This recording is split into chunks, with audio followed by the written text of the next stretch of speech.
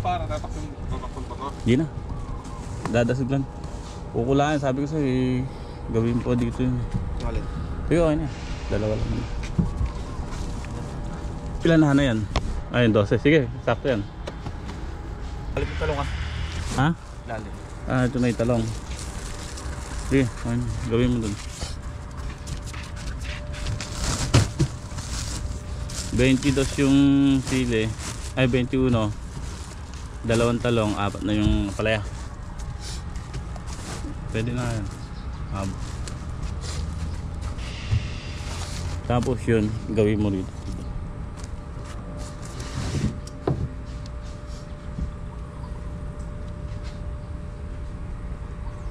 Ayan mga katongsong, na harvest nating sili.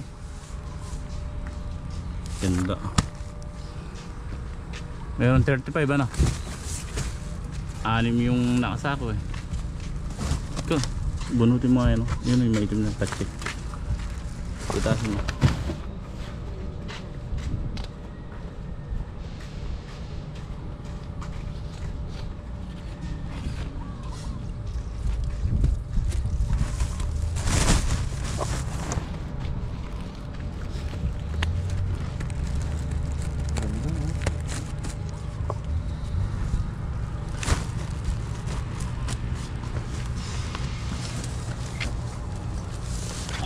Ilan pa yung bala? Wala na? Ang palaya na. Wala na? Wala na. Wala na. Ang palayang mahiwaga, lalaki oh.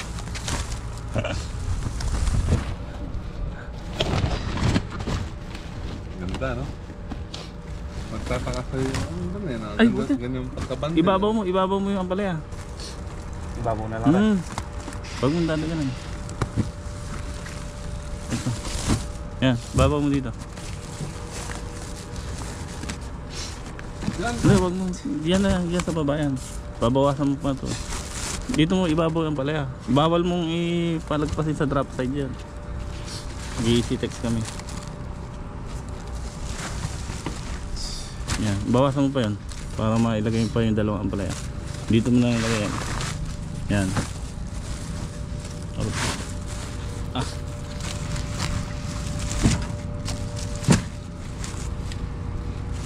Bawasan mo pa. Yan, di ba yung palang mo yun? Anak. Okay na. Parang tumama yung bato oh. Oo. Lakas pa rin. Lakas no? Saan galing? Sa takas sa tulay? Eh pare, dyan lang sa...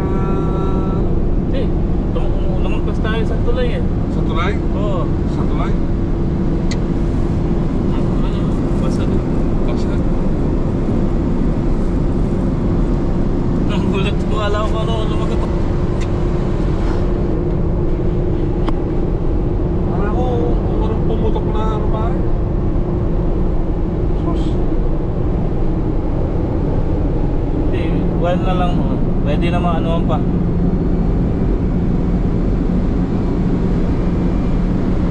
Yan mga katongso.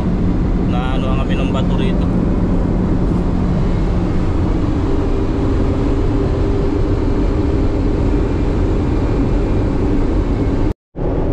So ayan, kasalukuyan namin binabaybay ang EasyTex. Pa-exit namin dito sa Tarlac. Pasok naman tayo ng CLX.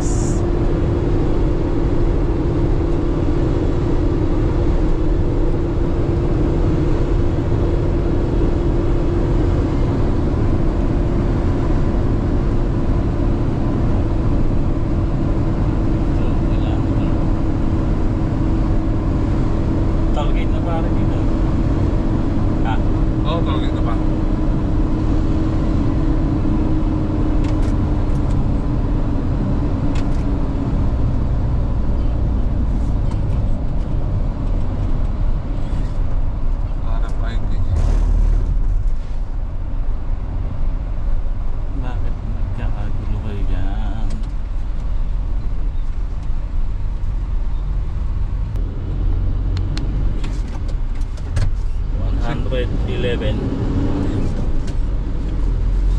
111 ang bayad sa toll gate mula Concepcion hanggang dito sa Tarlac.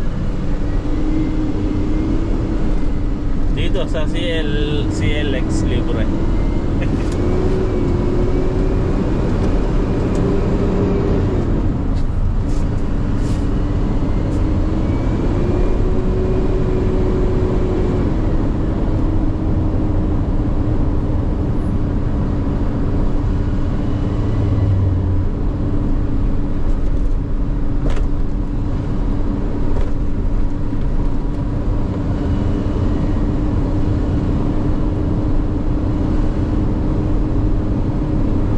Kita ko yung boss mamaya yan. Lakas no, tumunog no? Gulat niya. Kala ko tumagos yung bala. May tugos sa bala eh. Tingnan mo, pati mga baso dito na nagdadaan ano. Ganun yung kabanatuan na rin yan. So, paano yung vertical lane pa? Ikuan yan eh. Ba't sila nakakalusot? Kaya nga, yung Tulad na ito eh, sinira.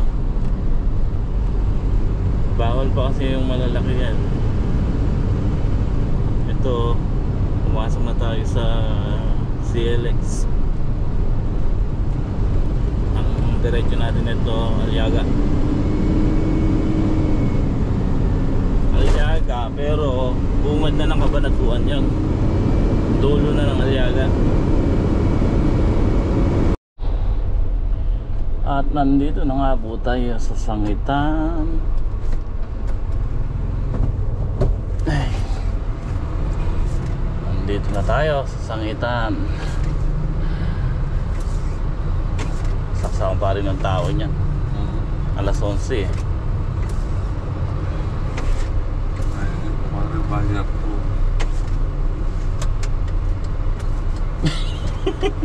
Anong nangyari?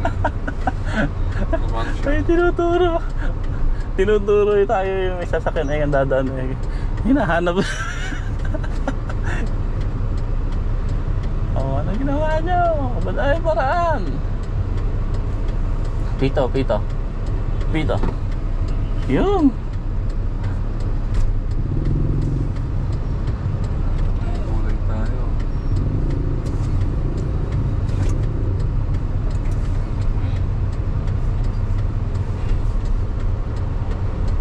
Ayaw kasi mabante na ito eh. Manggigilid lang eh. Yun, maluwag pare. Kaya no, parang Kaya may kulong-kulong. napapangabante niya. Hindi, nagkakarga lang pare. Ay, hindi. Naku. Si Juan, Wala na. si Idol. Tapos na.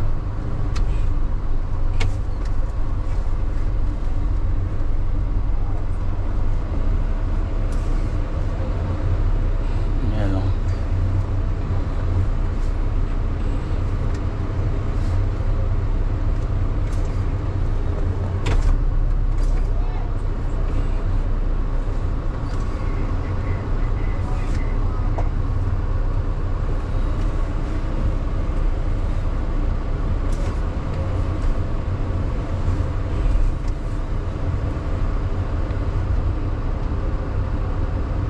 Pare, wala bang mumuha sa likod?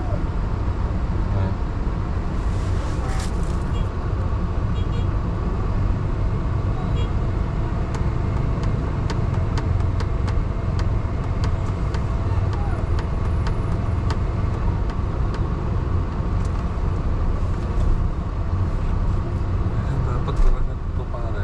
Ganun lang to. Pag-diretso lang. Walang mga ano.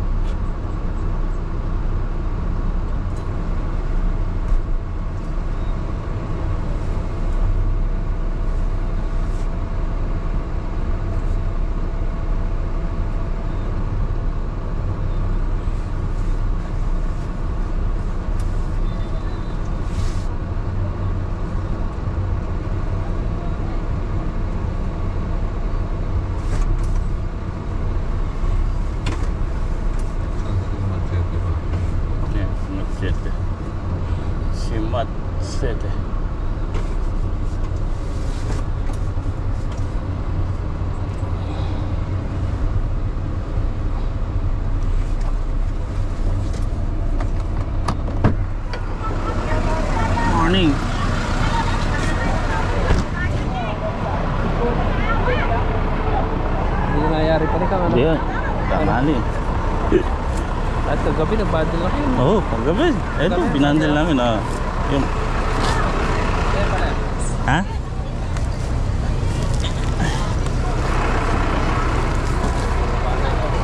Buwa ba? May talong pala ako dito. Maganda magkalakan mo eh.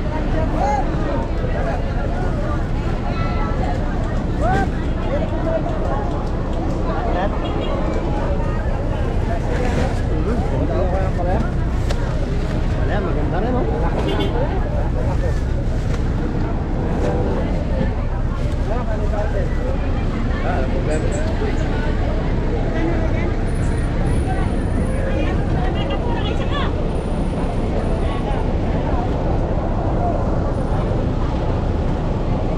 Up.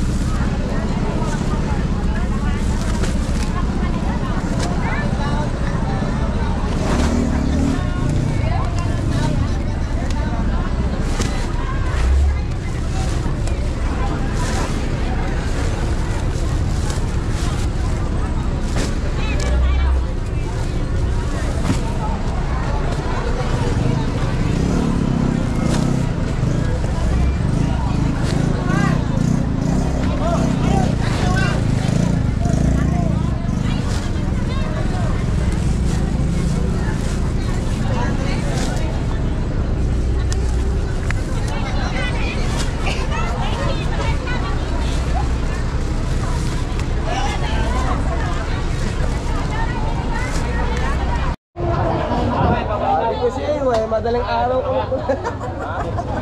Madulan-dulan ka pa kasi. Nanonood yata yung show. Kausap ko ba rin kagabi? 45. Pare, nakalis na yan. Hindi, isang na. Wala na po, wala na po.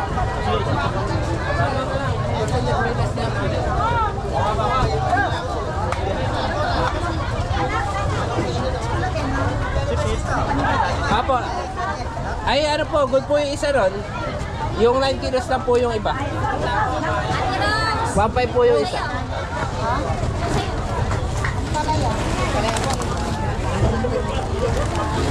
Wala na tinuran to.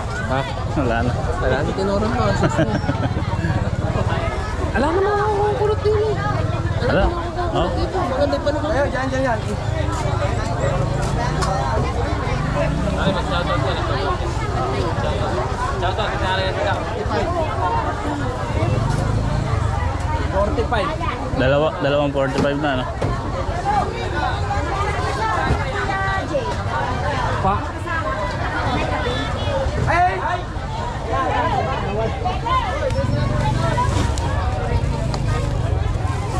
O, pala sa call po yan. Baala ako, di ka na ako nila tropa yun.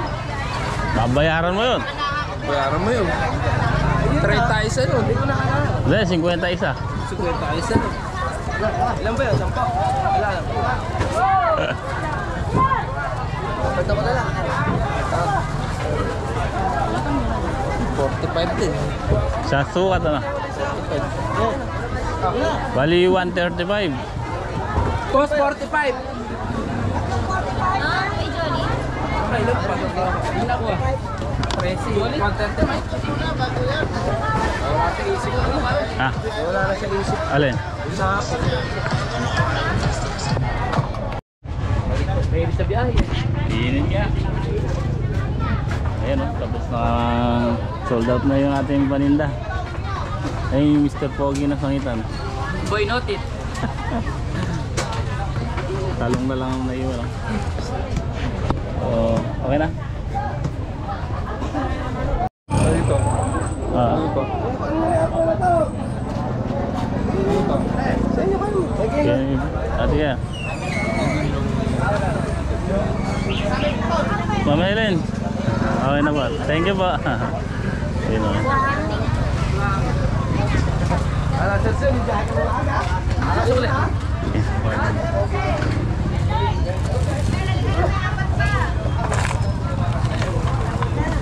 Dito, ito.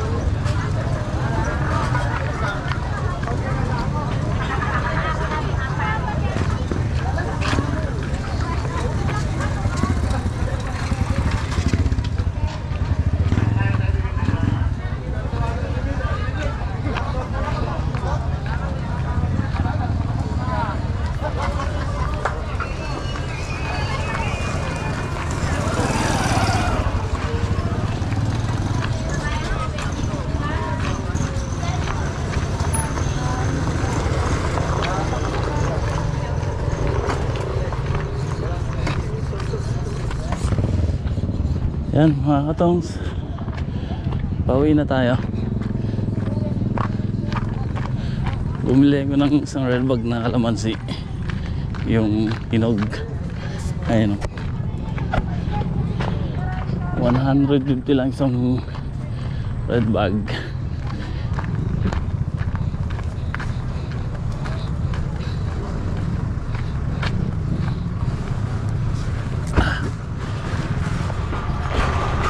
Gagawin natin kalamansi juice yan.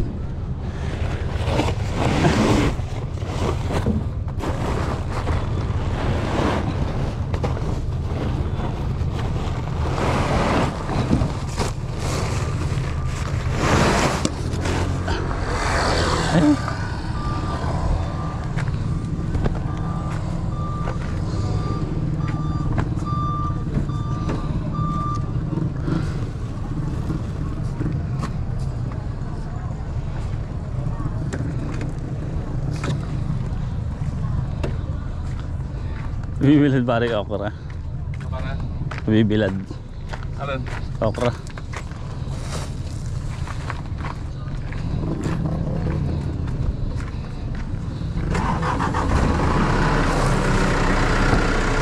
Okay, ayan. Balik namin sa farm. So, bumaba ang presyo ng sili.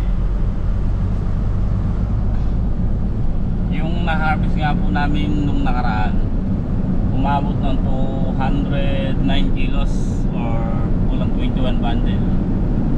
Ang presyo naman po noon 3.5 isang bundle nung nakaraan. 3,000 mahigit. 3.5. May ano yun? Tapos ngayon naka ilan tayo ba? 345 kilos. 345 kilos, bali 34 bundle at kalahati. So maganda pa naman yung presyo.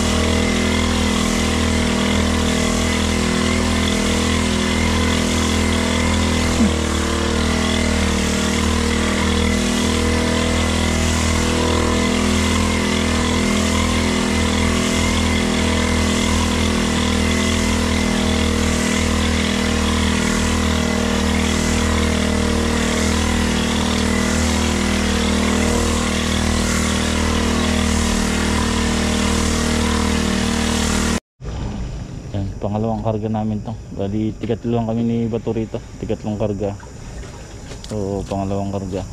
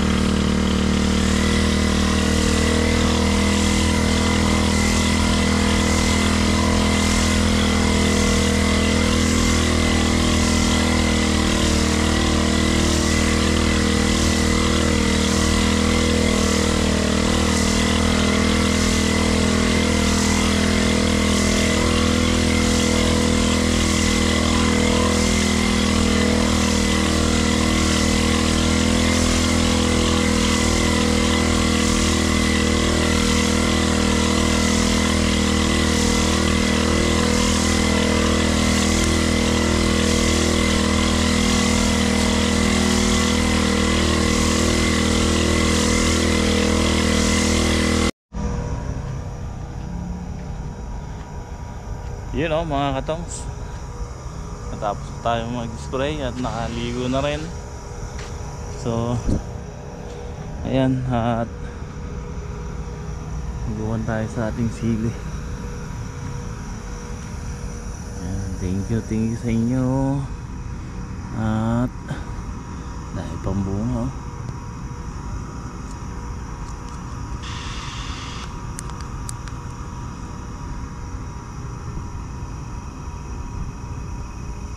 Papataba kami bukas.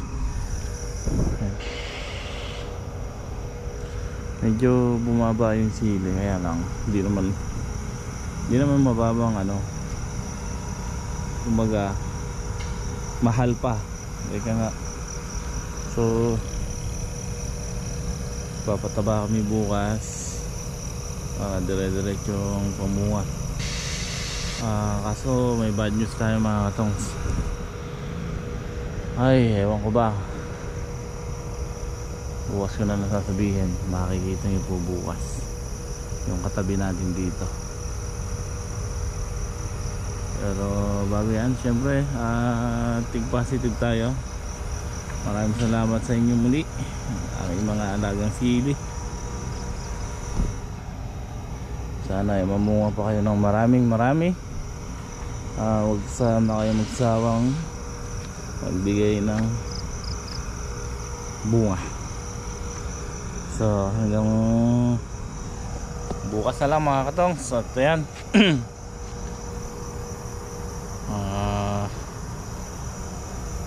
Pataba kami ni Bato. Pataba kami dalawa kasi dalawa lang naman talaga kami. Yung si Greg Ricky nasa contraction yan eh. May extra lang natin yan pagka tulad kahapon, hindi sila bumitas sila maghapon. So ganun lang. Pero pagpapataba, kaya naman namin ni Bato yan eh. Kahit na maghapon kami. Para sa makalawa, patubig kasi kailangan ng tubig yun. So yan, kita-kits po muli tayo bukas. Ngayong araw nga po ay Biyernes. So maraming salamat po sa mga nanood. At shoutout po muli kay Ma'am Helen at kay Sir George. Ayan, pasilip po sa inyo ito lang mga katungs. Ang gandang tingnan pagka ganito, pagka gabi.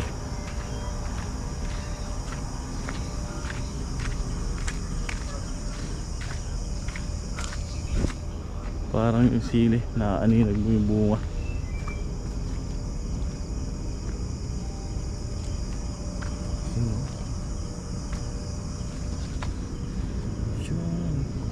Napakakikinis ng bunga niya mga katungs. Basal. Big pa nga Basal eh.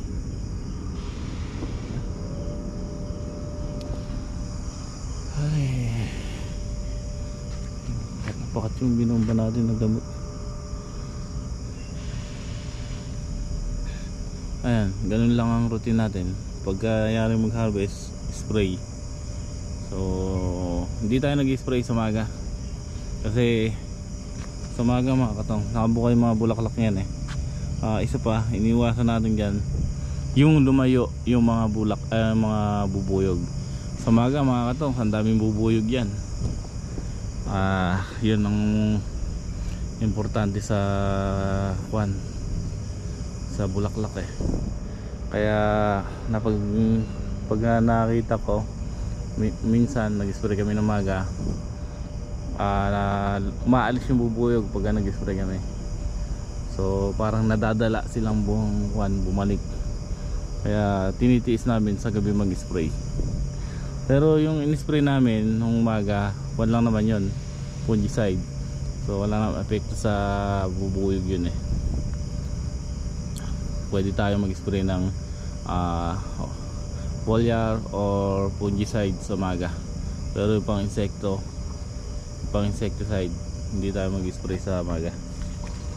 Tsaka maganda rin i-apply natin sa gabi kasi mga nakalabas naman nun yung mga naninira. Kaya yan, bukas yan tayong bulaklak. Tsaka yan o, makita nyo po yung bulaklak, mga naka-ikom. At least pagka nag-spray tayo, hindi siya nakakukuhan.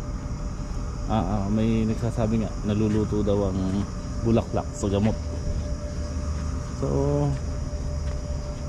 yan, kita-kits na lang po tayo bukas. Maraming salamat at God bless po sa inyong lahat.